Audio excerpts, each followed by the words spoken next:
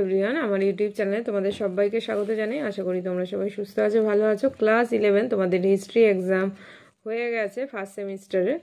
তো সেই কোশ্চেন পেপারটা তোমাদের সাথে একটুখানি শেয়ার করছি। ভিডিওটাকে কেউ স্কিপ না করে পুরো দেখতে থাকো।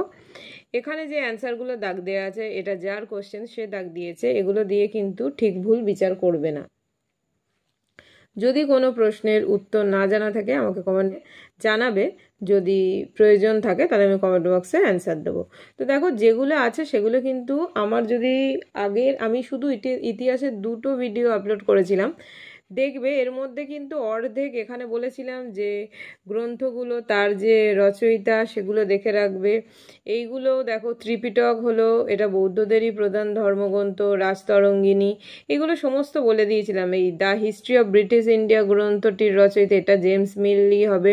তো এইগুলো প্রত্যেকটাই, যেমন আমি একটুখানি দেখো খাতাটা দেখাই তোমাদের। দেখো, রামচরিত গ্রন্থটির রচয়িতা সন্ধ্যাকর নন্দী, হর্ষচরিত গ্রন্থটির রচয়িতা বাণভট্ট। এখানে দেখো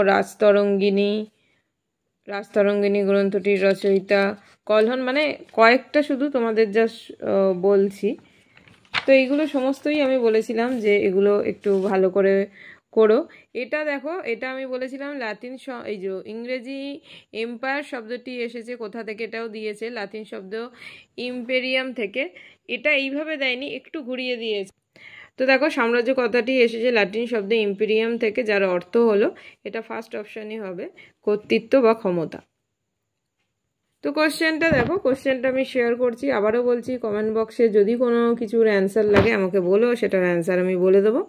কিন্তু এগুলো দেখে, কেননা এই প্রথমের দিকে যেগুলো আছে সেগুলো সব ঠিকই আছে, কোনটা ঠিক ভুল কি দাগ দেওয়া আছে সেই জন্য বললাম যে যদি অসুবিধা হয় তাহলে আমাকে বলে দেবো। এগুলো তো জানোই, দেখো এখানেও যে মিলটা দিয়েছে এগুলো একটুখানি দেখে নাও। এটা দেখিয়ে দিলাম খাতার মধ্যে যে কোনটা কি একটা অপশান পড়ে থাকবে, সেটা সাথে ম্যাচিং করে দিলেই হবে।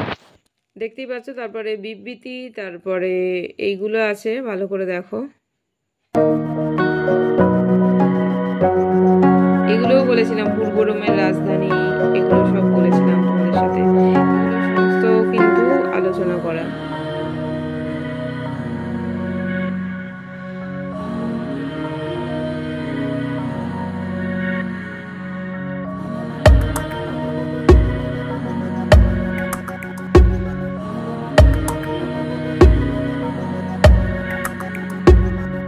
এগুলোও বলেছিলাম অমৃতাঘাত কার উপাধি,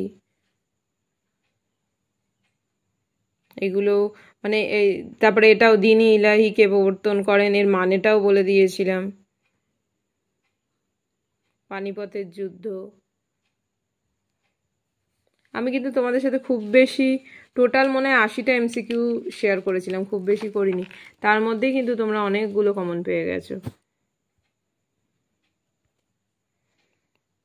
তো এখানেই ভিডিওটা শেষ করলাম। কারোর কোনো যদি প্রশ্নের উত্তর জানার থাকে কমেন্ট বক্সে জানিও, আমি নিশ্চয়ই উত্তর দেবো। তো থ্যাঙ্কস ফর ওয়াচিং। সবাই খুব ভালো থেকো, সুস্থ থেকো, টাটা।